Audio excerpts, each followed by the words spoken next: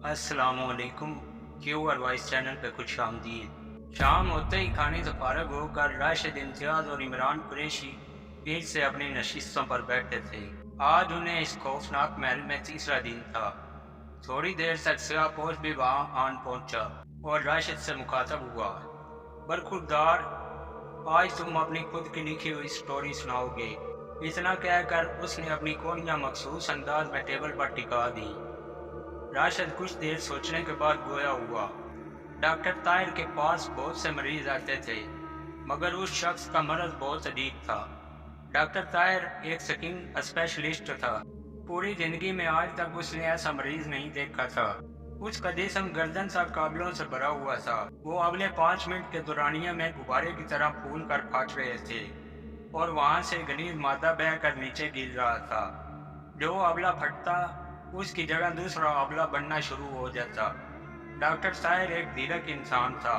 वो उस शख्स की हालत देखकर ही जान गया था कि ये बीमारी नहीं बल्कि कोई और चक्कर है। ऐसी बीमारी इसने अपनी प्रैक्टिस लाइफ में न पढ़ी थी और ना ही पहले कभी देखी या सुनी थी। डॉक्टर ताहिर साइंस का तालिब इल्म था। उसे तजर्बात और उनसे निकलने वाले नतीजे से बीमारी को परखने की तालीम दी गई थी, मगर साथ ही साथ वो जादू टोना अमलियात और नज़र लग जाने पर भी यकीन रखता था। उसके पास सैकड़ों केस ऐसे आए थे जो बगैर दवाई लिए सेहतमंद हो गए थे। ऐसे मरीज जिनकी टेस्ट रिपोर्ट ओके होती, मगर वो सदियों के बीमार लगते। और बाद ऐसे जो सर दर्द या पेट दर्द से चीख चिल्ला रहे होते। ऐसे मरीजों के लिए डॉक्टर ताहिर ने एक अलग कमरा बना रखा था, जिसमें सुरर रहमान ऑडियो प्लेयर पर सुनाई जाती और 2 ही दिन में मरीज अशाश बशाश हो जाता। डॉक्टर ताहिर की नज़र में ये केस भी कुछ ऐसा था। वो शख्स थोड़ी देर के लिए होश में आता और फिर चीखता हुआ बेहोश हो जाता। ताहिर ने उसे उसी वार्ड में शिफ्ट कर दिया जो ऐसे मरीजों के लिए बनाया गया था। शाम तक वो दूसरे मरीज चेक करता रहा और शाम को ड्यूटी ऑफ होते ही वो उस मरीज के पास पहुंच गया। एक बड़ी उम्र की औरत, एक जवान लड़की और एक 9 साल का लड़का उसके पास बैठे थे। वो शख्स अब उनसे गुफ्तगू कर रहा था। उसके अबले फूटना बंद हो चुके थे और जो जिस्म पर मौजूद थे उन पर मेल नर्स कोई क्रीम लगा रहा था। डॉक्टर ताहिर ने उसकी हालत में सुधार देखा तो बेख्तियार मुस्कुरा दिया। अब कैसी तबीयत है तुम्हारी? ताहिर ने उसके पास पड़े बेंच पर बैठते हुए कहा। खुदा का शुक्र है, अब तो काफ़ी बेहतर हूँ। मुझे तो लगता था कि खुदा अब मुझे माफ़ नहीं करेगा और इसी अजियत में मेरी मौत हो जाएगी। वो शख्स डॉक्टर ताहिर को ममनूनियत से देख रहा था। खुदा की रहमत से नाउम्मीद नहीं होते। अब तुम आराम करो, फिर कल मिलते हैं। इतना कहकर ताहिर उठा और अपनी कार में बैठकर घर पहुंच गया। उसके कोलीग उस पर हंसते थे और उसे पीर बाबा, अमर बाबा जैसे नामों से पुकारते थे, मगर वो उनकी बातों पर नाराज नहीं होता था। उसे इलाज भी कुरान पर भी यकीन था। अगले दिन वो सीधा उसी आदमी के पास पहुंचा। उसका जिस्म बिल्कुल ठीक हो चुका था, बस सांवलों के दाग बाकी थे जिनके लिए उसने एक क्रीम लिखकर उस आदमी को लगाने की हिदायत की। अगर तुम नाराज ना हो तो क्या मैं पूछ सकता हूँ कि ये बीमारी तुम्हें कैसे लगी? डॉक्टर ताहिर कब से दिन में मचलते सवाल को ज़बान पर ले आया। क्यों नहीं जनाब, आप मेरे मोहसन हैं। इतना कहकर उस शख्स ने अपने साथ पेश आने वाला वाकया सुनाना शुरू कर दिया। मेरा नाम शरीफ है और पेशे के लिहाज से एक गवाला हूँ। मैं रोज़ सुबह सवेरे दूध लेकर निकलता हूँ, गांव-गांव फिरता हूँ। जब दूध ख़त्म हो जाता है तो घर लौट आता हूँ। हमारे घर के रास्ते में एक वसी कब्रिस्तान है। मेरा रोज़ाना वहाँ से गुजर होता है। उस दिन भी मैं दूध लेकर अपने सेकंड को भगाता हुआ वापस आ रहा था। जब मैं उस कब्रिस्तान से गुजरा तो मुझे एक जोरदार चीख सुनाई दी। पहले तो मैंने सोचा कि रात का अंधेरा फैलता जा रहा है, मुझे घर लौटना चाहिए। कौन अजियत में है, मुझे इससे क्या? मगर फिर इंसानी हमदर्दी के तहत मैंने चीखने वाले शख्स की मदद का फैसला कर लिया। मैंने साइकिल को स्टैंड पर लगाया और कब्रिस्तान में चारों तरफ नजर दौड़ाई। बड़ी छोटी कब्रों के अलावा मुझे कुछ नजर न आया। मैंने साइकिल पर लटकी टॉर्च उतारी اسے روشن کر کے ابھی آگے قدم بڑھایا ہی تھا تو وہ دہشتناک چیخ پھر سے سنائی دی۔ وہ آواز میرے پیچھے سے آئی تھی۔ میں مڑا اور ٹارچ کی روشنی میں آگے بڑھنے لگا۔ ابھی کچھ ہی دور گیا تھا کہ ایک دفعہ پھر وہی چیخ ابھری۔ اب کی بار اس چیخ میں بے انتہا کرب تھا۔ میرے دائیں سائڈ پر ہی ایک کچی قبر سے سسکیوں کی آواز آ رہی تھی جو وقفے وقفے سے چیخ میں بدل جاتی۔ اس قبر کی سائڈ پر ایک بڑا سا سوراخ بنا ہوا تھا جو شاید کسی جانور نے کیا تھا۔ میں آگے بڑھا اور ٹارچ کی روشنی قبر میں ڈالی۔ خدا کی پناہ، وہ ایک بہت موٹا کالے رنگ کا سانپ تھا جو اس آدمی کے سینے پر چڑھا ہوا تھا۔ اس کا کفن نچلے دھڑ تک جل چکا تھا اور وہ آدمی بے بسی سے بڑا مجھے دیکھ رہا تھا۔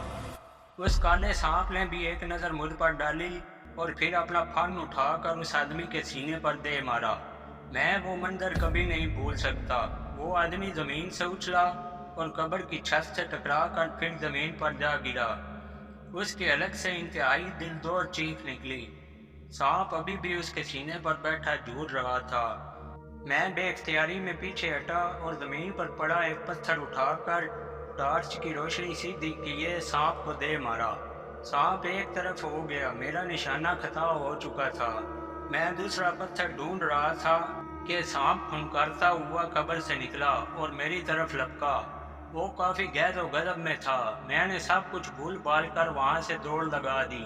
میں اپنی زندگی میں اتنا تیز کبھی نہیں بھاگا تھا، مگر جب میں پیچھے مڑ کر دیکھتا تو میری روح تک کانپ جاتی۔ وہ سانپ تو میرے پیچھے ایسے پڑا تھا کہ جیسے آج ہی میری جان لے کر چھوڑے گا۔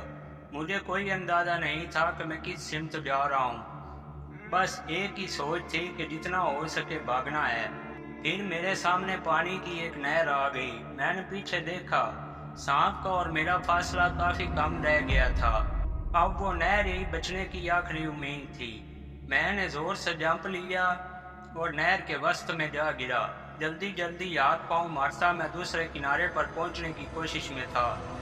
میں نے ایک بار پھر پیچھے دیکھا، وہ سانپ غیظ و غضب کی حالت میں نہر کے کنارے کھڑا پھنکار رہا تھا۔ پھر اس نے اپنا پھن نہر کے پانی پر ایسے مارا جیسے پانی کو ضرب لگائی ہو۔ آن کی آن میں سارا پانی ابلنے لگا۔ مجھے ایسے لگا جیسے مجھے کھولتے ہوئے تیل کی کڑھائی میں ڈال دیا گیا ہو۔ مجھے اپنی کھال ادھڑتی ہوئی محسوس ہوئی۔ بے پناہ تکلیف کا احساس مجھے چیخنے پر مجبور کر رہا تھا۔ میں جیسے تیسے گھر پہنچا اور گھر جا کر بے ہوش ہو گیا۔ اس کے بعد مجھے یہاں ہوش آیا۔ اتنا کہہ کر شریف خاموش ہو گیا۔ تم نے غلط کیا تھا نا؟ ہو سکتا ہے وہ آدمی کوئی گناہ گار ہو جس پر خدا نے وہ سانپ مسلط کیا ہو سزا کے لیے۔ خدائی کاموں میں مداخلت نہیں کرنی چاہیے۔ بس کر دو۔ سیاہ پوش نے ہاتھ اٹھا کر راشد کو مزید کچھ کہنے سے روک دیا۔ خوف سے راشد کا رنگ پھک ہو گیا تھا۔ اسے زرار کا حال یاد آ گیا تھا۔ سیاہ پوش نے زرار کو بھی ایسے ہی خاموش کیا تھا۔ یہ کہانی تم نے اپنے ذہن سے لکھی ہے؟ سیاہ پوش نے سرد انداز میں کہا۔ جی ہاں۔ کب کیا ہوا؟ راشد اکلایا۔ سچ بتاؤ، کیا یہ کہانی تم نے اپنے ذہن سے لکھی ہے؟ سیاہ پوش نے ایک ایک لفظ کو چباتے ہوئے گرجدار آواز میں کہا۔ راشد تھر تھر کانپ رہا تھا۔ وہ کچھ کہنے کی کوشش کر رہا تھا مگر اس کے حلق سے آواز نہیں نکل رہی تھی۔ سیاہ پوش نے ٹیبل کے نیچے لگے بٹن کو دبایا تو وہ دونوں پہلوان نما آدمی تہہ خانے سے نکل کر اس کے پاس بادب کھڑے ہو گئے۔ سیاہ پوش نے انگلی کا اشارہ راشد کی طرف کیا۔ وہ دونوں اس کے پاس پہنچے اور اسے بازوؤں سے پکڑ کر اٹھا لیا۔ چھوڑ دو مجھے پلیز، میں تمہیں کوئی اور کہانی سنا دیتا ہوں مگر مجھے جانے دو۔ راشد دونوں پہلوانوں کے بازوؤں میں مچل رہا تھا مگر وہ اسے اٹھائے تہہ خانے میں اتر گئے۔ سیاہ پوش کب وہاں سے اٹھا، امتیاز اور عمران قریشی کو خبر نہ ہوئی۔ وہ تو اس اچانک لگنے والے شاخ سے ابھی تک باہر نہیں آئے تھے۔ تھوڑی دیر میں راشد کی کربناک چیخوں کا سلسلہ شروع ہو گیا۔ امتیاز جیسے نیند سے جاگا، وہ ایک جھٹکے سے اٹھا اور تہہ خانے کا دروازہ کھول کر بھاگتا ہوا سیڑھیاں اترنے لگا۔ عمران قریشی بھی اس کے پیچھے ہو لیا۔ سیڑھیاں اترتے ہی ایک ناقابل فراموش منظر اس کے سامنے تھا۔ وہ ایک گنے کا جوس نکالنے والی مشین جیسی مشین تھی جس میں راشد گھٹنوں تک اندر جا چکا تھا۔ और अब आहिस्ता आहिस्ता उसका ऊपर वाला धड़ भी सरक रहा था। राशिद के मुंह से इंतहाई दिलदोज चीखें निकल रही थी। एक साइड पर एक पहलवान अपना हाथ हैंडल पर रखे उसे नीचे किए खड़ा था। इमरान कुरैशी तेजी से भागता हुआ जंप लेकर उस पहलवान के ऊपर जा गिरा। इम्तियाज ने भागकर पहलवान की टांग पर दरब लगाई। पहलवान जमीन पर जा गिरा। इमरान कुरैशी ने हैंडल को पकड़ा और झटके से ऊपर कर दिया। मशीन बंद हो चुकी थी, मगर इस हाथापाई के दौरान राशिद का जिस्म नाफ तक मशीन में घुस चुका था और वो अब अपने सर को दाएं बाएं पटक रहा था। इम्तियाज मेरे भाई, मशीन चला दो, इस हैंडल को नीचे कर दो, मुझसे ये अजियत बर्दाश्त नहीं हो रही। राशिद ने करबनाक अंदाज में कहा। उसके कानों और नाक से खून बहने लगा। अचानक ही एक साइड से दूसरा पहलवान भागता हुआ आया और इमरान कुरैशी और इम्तियाज को गर्दनों से पकड़कर ऊपर उठा लिया। उनके पांव जमीन से उठ चुके थे और आंखें हलकों से बाहर आने को बेताब थी। पहले वाला पहलवान उठा और मशीन के हैंडल को नीचे कर दिया। थोड़ी ही देर में राशिद की हड्डियों और खून का मलबूबा दूसरी साइड पर बने पैप से जमीन के नीचे जा चुका था। छोड़ दो इनको। अचानक ही एक तरफ से स्याहपोश नमूदार हुआ। पहलवान ने हुक्म सुनते ही दोनों को जमीन पर पटक दिया। तुम दोनों अब यहाँ से जा सकते हो, बाहर का गेट खोल दिया गया है, स्याहपोश ने कहा और जाने के लिए मुड़ा। रुको, हम ऐसे नहीं जाएंगे। पहले हमें बताओ कि तुमने हमारे दोस्तों को इतनी दरिंदगी से क्यों मारा? उनका कसूर क्या था? इम्तियाज का गुस्सा देखने वाला था। उन्होंने मेरी बेटी का कत्ल किया था, कातिल थे वो दोनों, इसलिए मारा। स्याहपोश के लहजे से नफरत टपक रही थी। क्या तुम्हारी बेटी को मारा? मगर कब और कैसे?